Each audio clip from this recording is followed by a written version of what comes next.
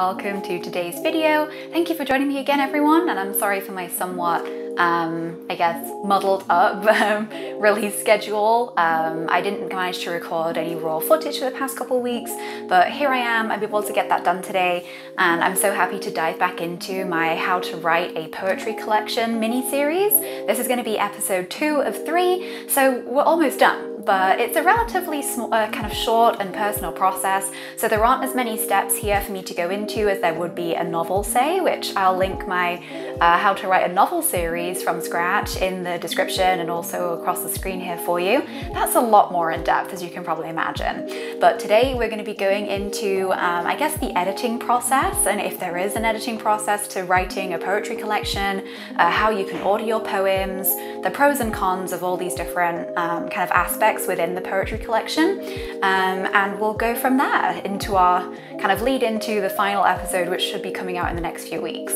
And if you're here watching this video, thank you so much for being here. It's great to have you. You should consider subscribing, maybe liking the video if you enjoy it, and then just kind of leaving a comment, giving me your thoughts about it. That would be amazing. I love interacting with you all out there in the community, and I love kind of having this rapport with you. If you have any suggestions for future videos that you'd like to see me do, whether it be writing or book related, I'm totally open to those suggestions, and I hope that wherever you are, you're having a great day. Let's jump right in here at the deep end.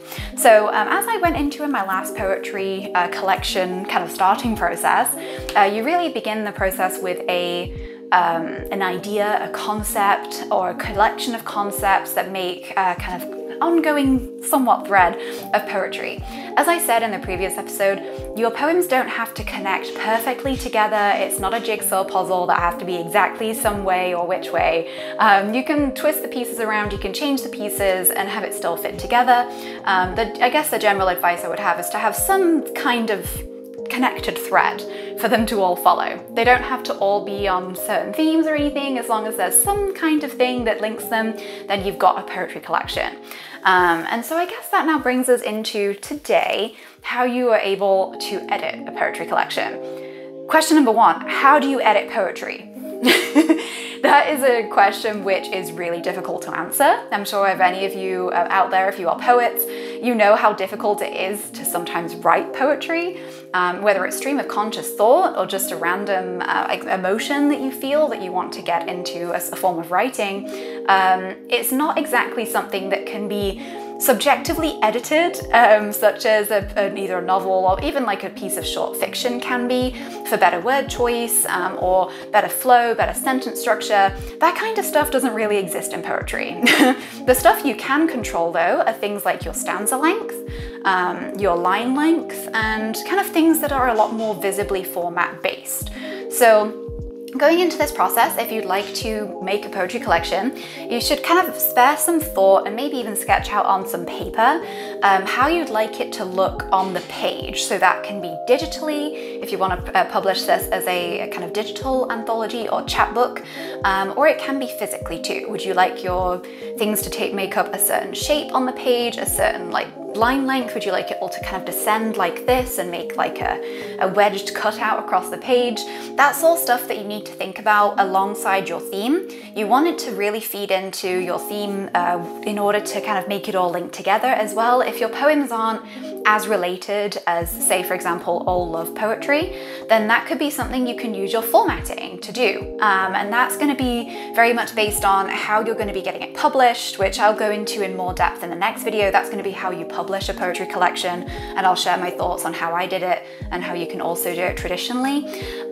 So it really depends on all of these factors too, but let's just say, like, for example, right now, I personally published mine independently. I went through Amazon's KDP service, the Kindle process, so it was first of all digitally released, and then I created a paperback later, and I just used the Kindle Manuscript creator that is free to download from Amazon's website once you're signed up to be an author for them. So that was relatively kind of easy for me, and I just kept very baseline formatting. My line lengths and things were what felt right for the poem. There was nothing particularly special about what I did with those, since all of the poems had like a connected aspect of being close to me in some way, and therefore tied to the emotions of me, the poet. So there wasn't anything fancy I did with my formatting. And so that would be totally up to you as the poet to, if you want to do it that way, that's totally fine. And there's a lot of really cool manuscript tools that are out there for you to do that. Actually, I was very pleasantly surprised by how good the Kindle base program was. You can download it as an application and it's actually pretty good. But I'll leave some links down below for some other manuscript creators that would transport directly into, say, if you want to do indie publishing, into Kindle, KDP, or a couple of other platforms I can also talk about or leave in the description for you. So again, the whole editing thing is very difficult. As I said, there's like so many things to consider, and that's before you even try and edit the words on the page, like the actual, you know, do you like that word? Well, clearly you do because you used it when you first wrote the poem. So you can see how this is very much a 6 of one, half a dozen of the other situation. You really want to be true to what you wrote down that was true to the feeling that you had at the time. But if you sit back after you've done that and you look at it and you kind of think, you know, I really think this other word would help its flow, that would help its imagery, would help its feeling, then you can obviously make those changes. That's no problem at all. But generally, at least when I was writing poetry, once I'd finished with it, like I often self-edited, which I know is very bad for poetry, which is like such a raw thing at its core. Once I'd left it alone, once I finished the poem, I didn't actually go back and edit it too much heavily after that. It's really difficult. I'm sure poets out there understand this exactly. One kind of option that is open to you, as with anything, if you write as a finished product, you can hire an editor to do the editing for you, but that's a little bit difficult to find an editor specialized in poetry. I was rather lucky in that I was offered the chance to have an editor look over my poetry collection. That was through the WordPress HQ. Unfortunately, they're no longer operating, which is really sad. I loved them. They published indie anthologies and got new writers out to the fore, which was amazing back when I was in England. But they accepted submissions from around the world. And one of the, well, essentially the founder of the little imprint, Sophie, she offered to edit for me, but time didn't really kind of line up that way. But she'd previously read some of the poems, and so she gave me some really good feedback. But again, it's a really difficult search for you to find poetry-specific editors, since it is such a even though poetry is a huge emotional thing, it's not something widely published or widely available. It's a very kind of personal, funny enough, process for everybody out there. So it's not exactly widely commercialized. It's not very easy to get your hands on it, depending on where you go in your book shopping kind of escapades around there, which means that similarly, editors don't often edit the manuscripts for poetry collections, since it becomes difficult to sell unless they have the right contacts. So if you want to spend that research time, that's perfectly fine. I personally didn't. I just wanted to get my poetry out there in the world. It was, as I keep talking about, it was more of a proof to myself that I could publish, I guess, because I'd psych myself out so much that no one would read it, and it would be, you know, a bit of a silly thing to do. But ultimately I decided that I don't care if nobody reads it. It's important for me to get it out there and to prove to myself that I can do it. And so therefore I went totally indie. I published obviously through Amazon, and I edited myself, and I made the manuscript myself and did all of that stuff, which was a really cool, like, actual experience for me. Again, this is going to be different for everybody, but I would recommend it if you're not particularly worried about gaining, I guess, like a world renown for your poetry. Certainly for your first thing as well, I really do recommend it. It gives you an idea of how mechanically you can actually structure your poetry, and it gives you the experience needed that when you're even writing in the future, you can think about it and then work that into your manuscript in the end. It's been really, really helpful for me, just on a personal level.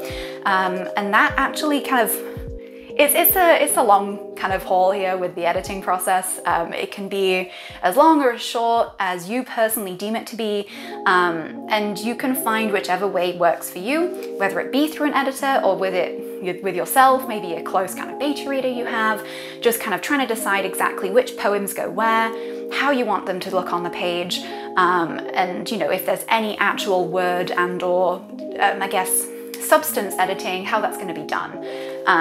As for kind of how I structured my poems, I kind of contrasted them. So say for example, like a poem that I had that was about kind of like my husband's love story.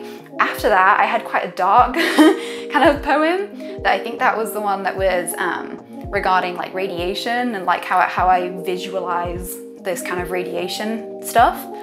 So, and like the potential of people who touched and handled it, and so those are juxtaposed, and I did that on purpose. I wanted to kind of jar my reader a little bit as they're going through and not really settle them into a rhythm of what's coming next.